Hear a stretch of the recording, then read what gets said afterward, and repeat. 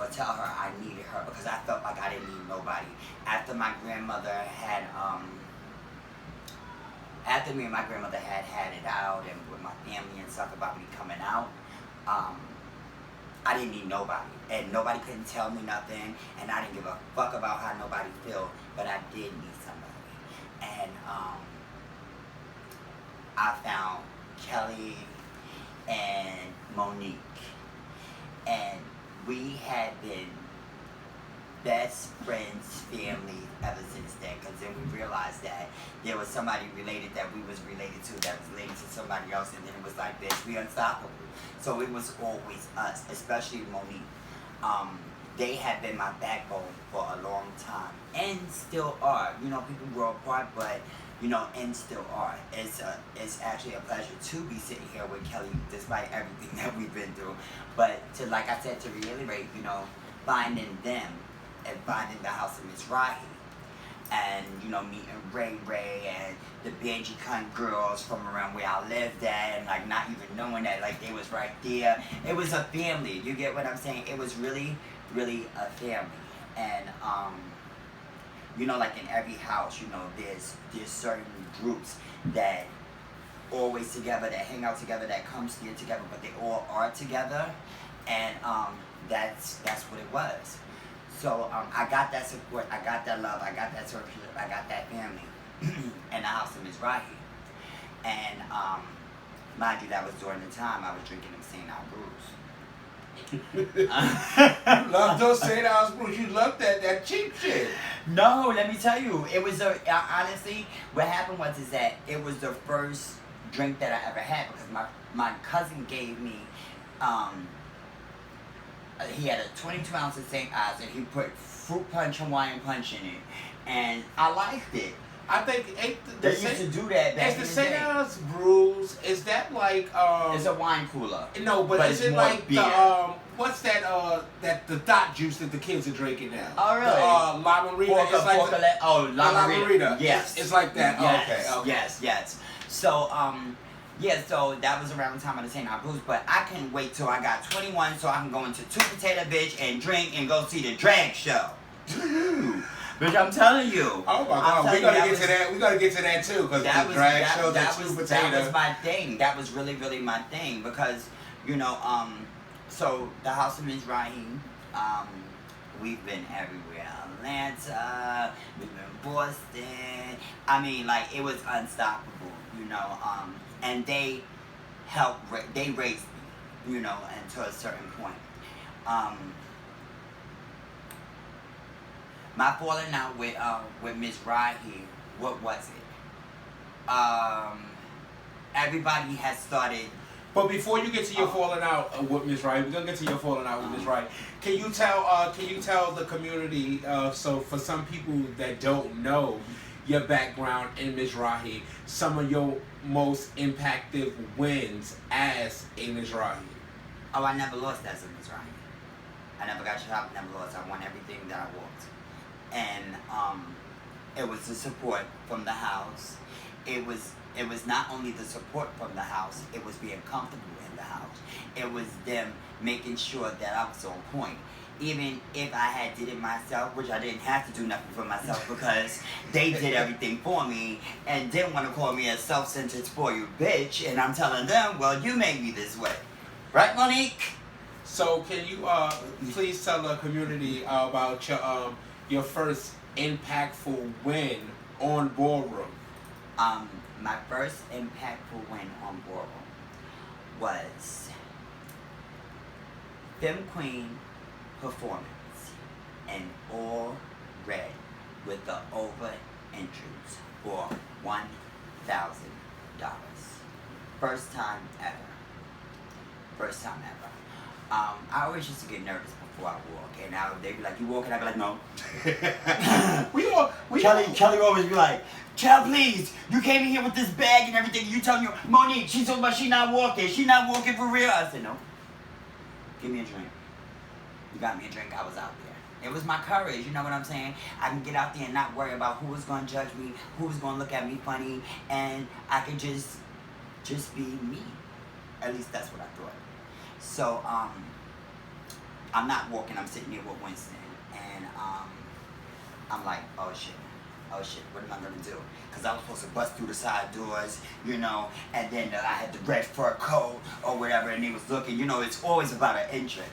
So, unfortunately, they just let everybody come out one by one. And, was that the first boobala cut? That was the first boobala cut? That was the first boobala cut. And I used to do this duck walk where I jumped up. You know what everybody do now? So I would jump up in the duck walk, jump up in the duck walk, and the shoulder thing, and the shoulder thing, and the shoulder thing. I created most of the fabulous moves that they do now, just in their own way. The 6 o'clock did. They jump up in the duck walk, the shoulder, and I didn't know if I should be soft and cut or dramatic because I was the only one that was being soft and cut, and I always felt like, bitch, they don't pay me no mind. So this night I said, fuck it. I'm going to be soft and cut, but I'm going to be assertive with it.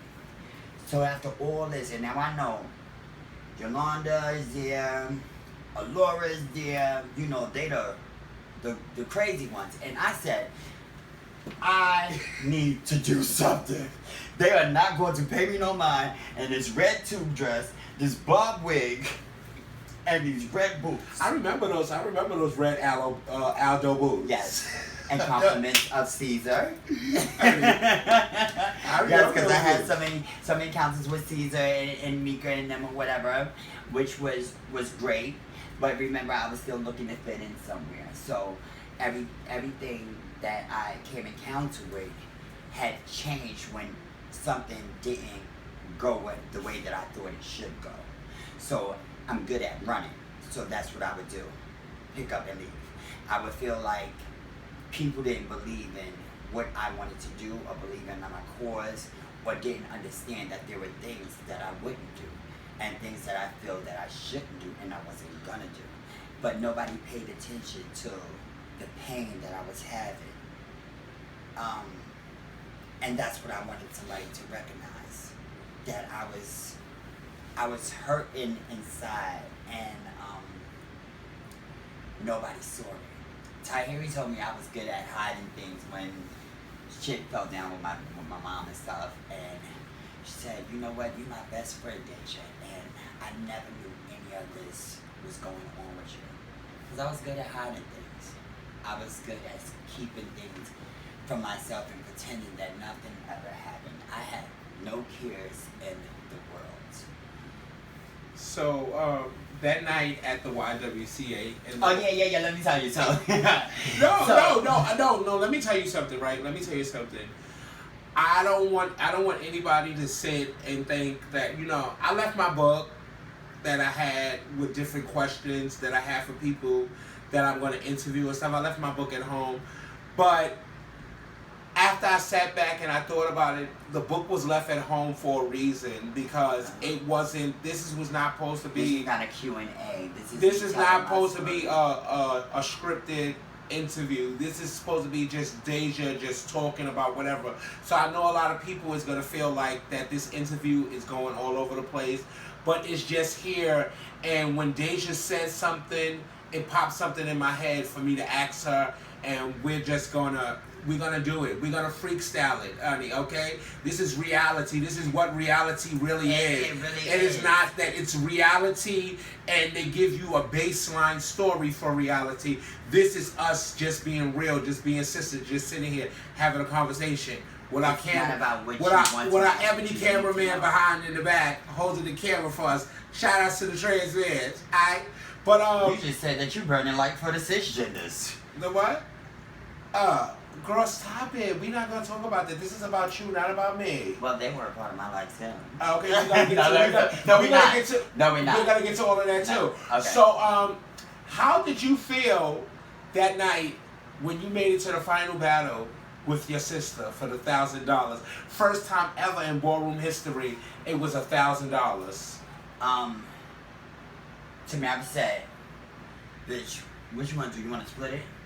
I said, bitch, you got your titties already. And I went out there. That's exactly what happened. That's exactly what happened. Because that was the night that the legendary mother, Tamara Ebony, came out and revealed that she had just got her implants that night. And she was a Mizrahi also. Yeah. And And once I came down off the balcony, and it wasn't about me knowing that I had that category. It was about that I had something to prove. And I had something to prove because I was always the girl in the middle. It was always like, yeah, she votes down, yeah, we seen her, or whatever. But when it came to the battle, it was like, you're on there and this person. That's what they wanted to see. They wanted to see this person and that person. And then it was just put all three of them up there. Nobody ever really paid me no mind, except for the people that know what Vogue really is. So when it came to that, it was no holds bar. It was doing any and everything big for that $1,000. And that was it. And then, and you know how I am. So, before Tamara got there, I was battling. Oh, I had just came down off the balcony. So I step over the table, I step on the other table, and I'm walking up to the thing, to the judges panel. It's Sanaya, Ashley, remember Daryl Mizrahi? Yeah. And I think it was Andre. You talk about Daryl Brown. I know Right. you talk about, yes. So, you know, and I'm voting, and I'm feeling. That's feeling for $1,000. Right. And the way that he said that was because I was feeling it so fiercely, and Sanaya was paying me. She had a flyer, and she was looking this way. You know what Ashley does sometimes or whatever. And I always felt that there was a situation back then with Sanaya because I had won over her the first time in a clubhouse when nobody wanted to get up, and I was defiant. I didn't care who you are or what you do or whatever. It was that I came out there for a purpose, and you can call your grandmother because if she getting on the floor, then she can get it too. I don't care how old she is. Oh, so you like the icon Nicole. I'm realer than your mama. Your grandmother. Your grandmother can get it too. Back slams your grand teach.